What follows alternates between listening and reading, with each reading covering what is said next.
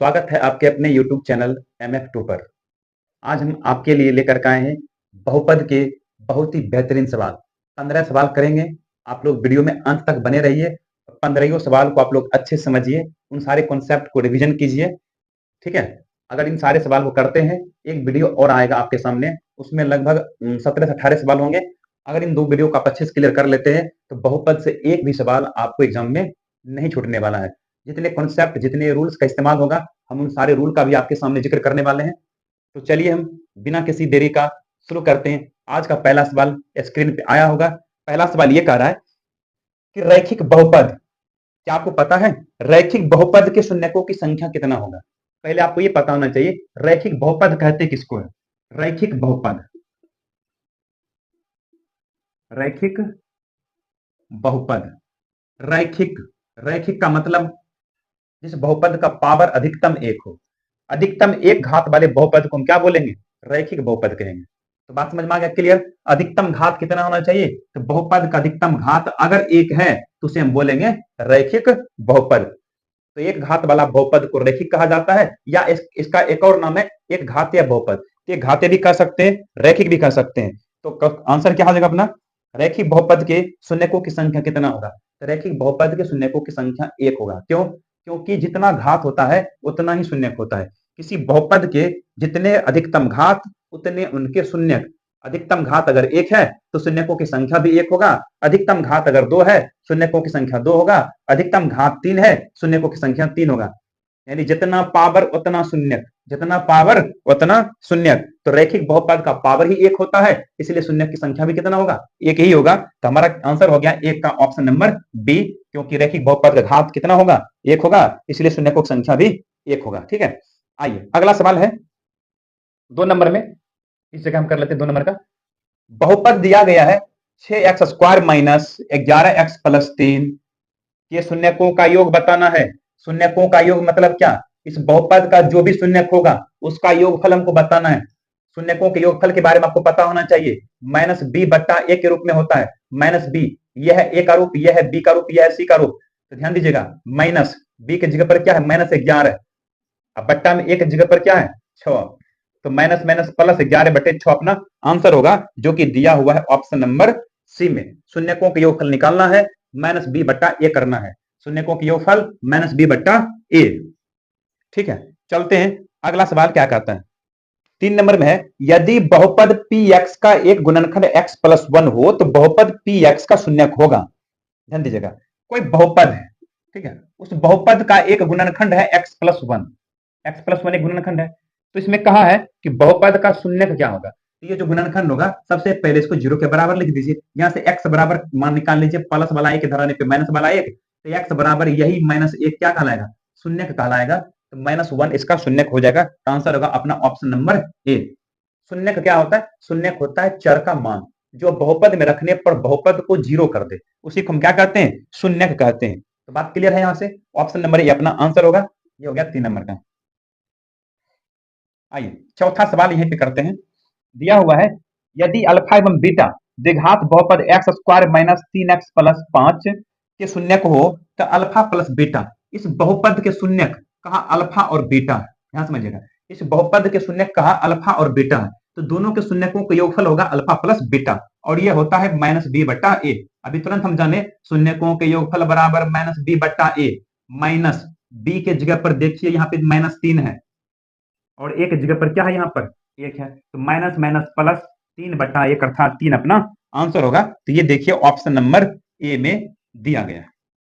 Clear है बात? यहां से शून्यकों का योगफल जब भी कहे, यानी अल्फा प्लस बीटा का मान जब भी निकालना हो, तो माइनस बी बट्टा ए करना है। आइए अगला सवाल।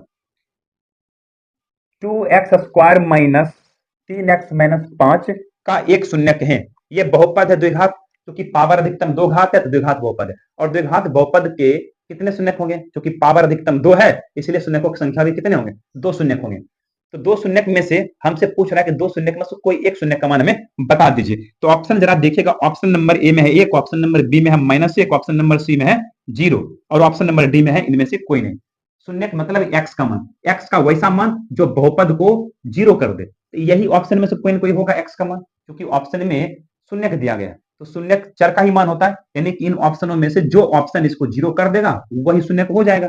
अगर हम एक रखते हैं तो क्या होगा, एक का स्क्वायर एक होगा, दो एकम दो, ये हो गया -3 और ये गया -5।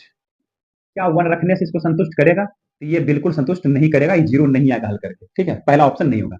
दूसरा ऑप्शन चेक कीजिए, -1 अगर हम यहाँ पर रखते हैं तो -1 का स्क्वायर होगा, यहाँ रखते हैं 2 इंटू -1 का स्क्वायर, -3 इंटू -1 -5। अगर इसको हल करके जीरो आता है तो हमारा यही आंसर होगा। -1 का square 1, 1 into 2 2, minus minus plus, 3 एकम 3, -5, 3 2 5 में से 5 घटेगा, जीरो आ गया, अर्थात हमारा आंसर क्या होगा, ऑप्शन नंबर डी। तो इस तरह से हम लोग शून्य के मान पता कर सकते हैं ऑप्शन के द्वारा, क्योंकि ऑप्शन में चर का ही मान होगा, जो इसको हल करके जीरो कर दे वही हमारा आंसर होगा। इसको हम गुणनखंड विधि से भी हल करके कर सकते हैं, लेकिन उसमें थोड़ा सा समय ज्यादा लगेगा, हम लोग सीधे ऑप्शन से ही इसको हल करेंगे। ऑब्जेक्टिव सवाल है, ऑब्जेक्टिव सवाल को ऑब्जेक्टिव तरीका से हम लोग हल करेंगे। चलिए अगला सवाल चलते हैं, पहले से मिटा लेते हैं। छठा प्रश्न क्या कर रहा है, गौर कीजिएगा, किसी द्विघात बहुपद के शून्यक यदि 5 एवं -3 है, कोई द्विघात बहुपद के शून्यक दिया हुआ है, शून्यक कोई द्विघात बहुपद है, मान लीजिए एक शून्यक अल्फा है, दूसरा शून्यक बीटा है। अल्फा का मान मान लीजिए 5 दिया है, बीटा का मान मान लीजिए 3 दिया है, और हमसे पूछा तो द्विघात बहुपद क्या होगा। द्विघात बहुपद लिखने का सूत्र आपको पता होना चाहिए। द्विघात बहुपद हम कैसे लिखेंगे, ध्यान दीजिएगा, द्विघात बहुपद बराबर x square minus alpha plus beta into x plus alpha into beta. X square minus alpha और बीटा का मान हमें तो मालूम ही है 5, बीटा का मान -3 into x plus alpha 5 beta -3, तो एक्स स्क्वायर ये 5 में से 3 घटेगा, 2x, ये प्लस माइनस माइनस 5 दिया 15। तो ऐसा वाला ऑप्शन कौन सा है, ध्यान से देखिएगा, तो ये वाला ऑप्शन है ऑप्शन नंबर सी में दिया गया, हमारा आंसर होगा 6 का सी। ठीक है, 7वां नंबर देखिएगा, यहाँ पे द्विघात बहुपद के लिए सूत्र आपको ध्यान रखना होगा, समझ गए ना, ये सवाल महत्वपूर्ण सवाल है, बहुत बार एग्जाम में रिपीट करके पूछा जाता है। 7वां नंबर देखिएगा, दिया हुआ है px बराबर qx into gx plus rx होना चाहिए, लेकिन नहीं दिया है, छोड़ दीजिए। px का घात 6 दिया हुआ है, इसका घात 6 दिया हुआ है, gx की घात 2 दिया हुआ है। तो हमसे पूछा क्या, px बटा gx की घात क्या होगा, px बटा gx, ये gx का मान हमें दे दिया घात 2, इसका पावर 2 होगा, इसका पावर 6 होगा, ये गुना में धरेगा तो भाग में, भाग में आएगा तो घात 6 बटा घात 2, तो 6 घात और 2 घात दोनों का जब आधार सेम होगा तो पावर घट जाएगा, तो 6 में से 2 घटेगा कितना, 4, तो अपना आंसर होना चाहिए 4, ऑप्शन नंबर ए में दिया गया। क्लियर बात, ये कोई बहुपद है, ये भी बहुपद है, ये भी बहुपद है, तो इसका घात हमसे पूछा है किसका, px बटा gx का, px बट्टा में धरेगा तो gx होगा, तो इसका घात और इसका घात दोनों का घात क्या होगा, घटेगा, क्यों, क्योंकि दोनों का चर सेम होगा, चर सेम का मतलब मान लीजिए अगर x पर पावर 6 होगा, x पर पावर 2 नीचे में आएगा, तो नीचे में ऊपर में जब ये बेस समान होगा तो पावर को घटा के लिखना है, तो 6 में से 2 घटेगा कितना होगा, x पर पावर 4 होगा, यही घात हमसे पूछ रहा है, घात कितना होगा, तो घात 4 होगा, जो कि ऑप्शन नंबर ए में दिया है। तो 7 का आंसर अपना कौन सा होगा, option number A.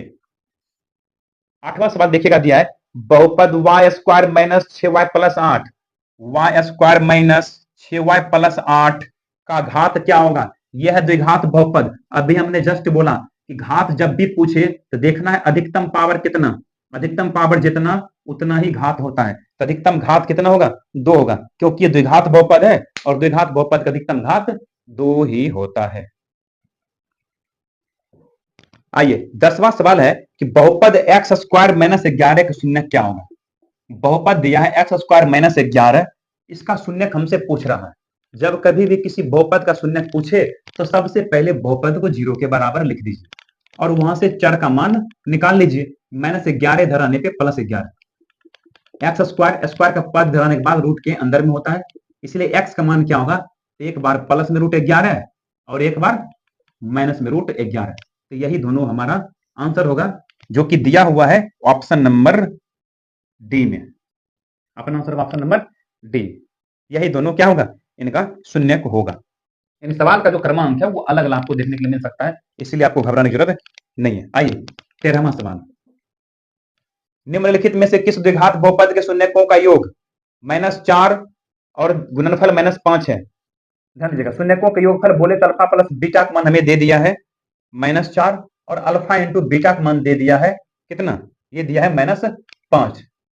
Alpha plus beta, alpha into beta का मान दे दिया। अभी तुरंत आपको हमने बताया था कि द्विघात बहुपद कैसे लिखा जाता है, x square minus alpha plus beta into x plus alpha into beta, इसी फॉर्मूला से लिखा जाता है।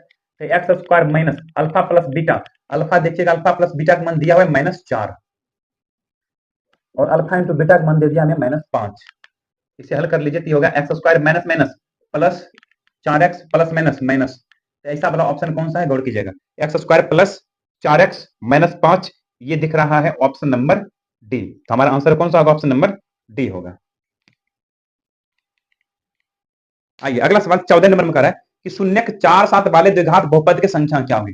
शून्यक 4 7 वाले द्विघात बहुपद के शून्यक कितने होंगे, बहुपद कितने होंगे, इनके बहुपद अनगिनत होंगे, क्योंकि 4 7 वाले शून्यक जो होंगे उनके अनगिनत बहुपद होंगे। इस तरह सवाल जब भी दिया जाए कि कोई भी बहुपद है जिनका शून्य कितना इतना है तो कितने बहुपद होंगे, कितने बहुपद संभव है, तो अनगिनत बहुपद। 4 7 वाले शून्यक वाले बहुपद कितने होंगे, अनगिनत होंगे। 15 नंबर में क्या दिया गया है,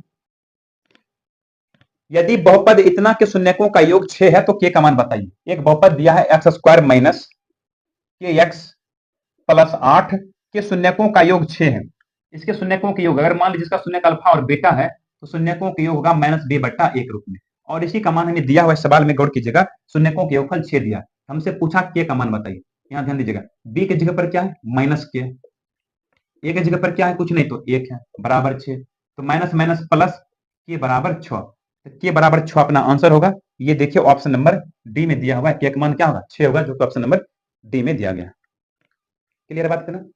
आइए अगला सवाल लेते हैं। अगला सवाल है कि 4x square minus 4x plus 1 के मूलों का गुणनफल क्या होगा।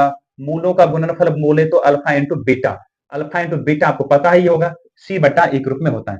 अल्फा इंटू बीटा निकालना हो तो क्या करना होगा, c/a, यह है a, यह है b, यह है c, तो c की जगह पर 1 है, a की जगह पर 4 है, 1/4 अपना आंसर होगा, ऑप्शन नंबर सी में दिया गया। 18 नंबर में पढ़िएगा, द्विघात बहुपदों के शून्यकों की संख्या होती है, द्विघात बहुपद, द्विघात बहुपद के अधिकतम घात 2 होता है, इसलिए शून्यकों की संख्या भी कितने होंगे, शून्यकों की संख्या भी 2 होंगे। तो आंसर ध्यान रखिएगा, द्विघात बहुपद के कितने शून्यक होंगे, तो 2 होंगे। 18 का आंसर हो गया ऑप्शन नंबर ए।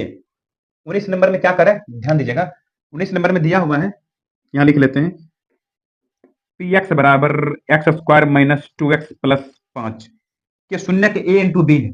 शून्यक इस बहुपद का शून्यक ए बी के रूप में, तो शून्यक ए बी के रूप में देखिए अल्फा बीटा के रूप में, कोई दिक्कत नहीं है।